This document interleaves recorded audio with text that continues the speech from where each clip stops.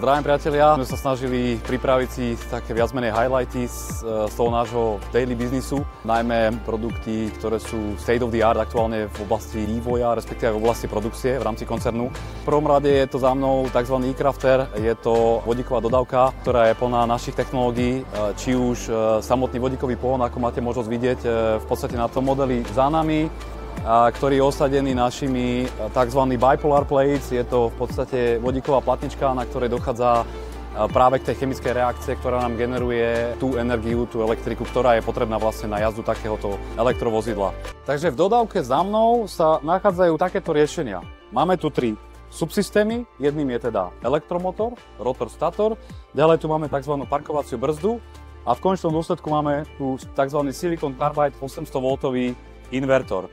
Tieto 3 subsystémy sú následne integrované do celkového systému, ktorým je tzv. Elektrovoz, kde sa vlastne nachádza elektromotor, prevodovka a výkonová elektronika z tej zadnej časti, čo v podstate tvorí to srdce vozidla, respektíve ten samotný pohon takéhoto či už vodíkového, respektíve elektrovozidla.